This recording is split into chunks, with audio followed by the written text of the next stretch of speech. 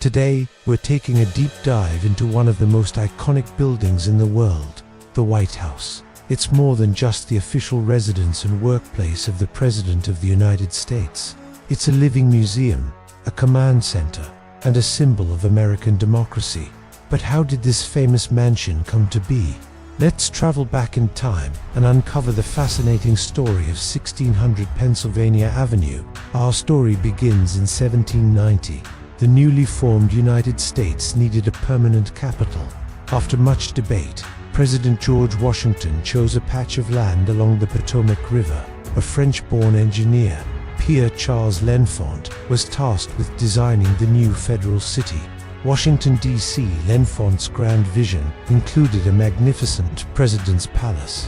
To find the perfect design for this palace, a competition was held. 9 proposals were submitted, but the winner was an Irish-born architect named James Hoban. His elegant neoclassical design was reportedly inspired by Leinster House in Dublin. Interestingly, a design submitted anonymously by Thomas Jefferson was passed over. Construction began in 1792. The cornerstone was laid, and a team of laborers, including enslaved and free African Americans and European immigrants, began the arduous task of building the President's house from pale Aquia Creek sandstone. George Washington, the man who oversaw its creation, is the only U.S. president who never actually lived in the White House. The first residents were President John Adams and his wife Abigail. They moved into the still unfinished building in November 1800. Abigail famously hung her laundry in the incomplete East Room to dry. The house was much larger than any other in the country at the time, and its scale was meant to command respect for the young nation. Life in the new mansion was just getting started when disaster struck. During the War of 1812, British forces captured Washington, D.C. in August 1814.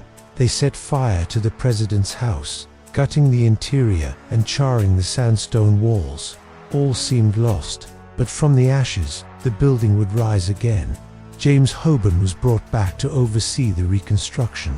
To cover the smoke-stained exterior, the stone walls were painted a brilliant white. It was around this time that people began affectionately calling it the White House, though that wouldn't become its official name for many more years. By 1817, President James Monroe moved into the rebuilt mansion, and he added the iconic South Portico in 1824. The North Portico, the one you see from Pennsylvania Avenue, was completed in 1829 under Andrew Jackson. Jackson also opened the White House to the public in a way no president had before. His 1829 inauguration party became legendary and massive. Rowdy crowds swarmed the mansion, forcing the new president to escape through a window to avoid the mob. As the 19th century progressed, the White House evolved. Gas lighting was installed in 1848, and the first central heating system came shortly after. In 1877, a telephone was installed by Rutherford B. Hayes. Talk about an upgrade. But the house was also showing its age. By the end of the century, there were serious discussions about either dramatically expanding the White House or abandoning it altogether for a new, grander residence. The dawn of the 20th century brought one of the most significant figures in the White House's history, President Theodore Roosevelt. In 1901, he officially adopted the name White House, recognizing the need for more space and modernization. Roosevelt embarked on a massive renovation. He hired the famed architectural firm McKim, Mead & White. Their work was transformative. They moved the president's offices from the second floor of the residence to the newly constructed West Wing, creating the first Oval Office. The old greenhouses were demolished to make way for the new Executive Office building, forever separating the president's home life from his work life. The White House continued to change with the times. The West Wing was expanded, and in 1933, under Franklin D. Roosevelt, the Oval Office was moved to its current location overlooking the Rose Garden. FDR also added an indoor swimming pool to help with his polio therapy. It was during his long presidency that the White House truly became the nerve center of global power, directing the nation through the Great Depression and World War II. However, decades of constant use, additions, and insufficient upkeep had taken a severe toll. By the time Harry S. Truman became president, the building was on the verge of collapse. The floors swayed, a piano leg once broke through the floor of his daughter's room, and a chandelier in the East Room was found to be swinging ominously. Engineers declared the building structurally unsound and unsafe for habitation. Instead of tearing it down, Truman made a historic decision to save the White House by gutting it completely. From 1948 to 1952, the Trumans lived across the street at Blair House, while the White House underwent a radical reconstruction. The entire interior was dismantled, leaving only the original exterior walls standing. A new steel frame was built inside, and the historic rooms were painstakingly reassembled. While controversial for its loss of original interiors, the Truman reconstruction saved the White House for future generations. The next major chapter in the White House's story was written by First Lady Jacqueline Kennedy.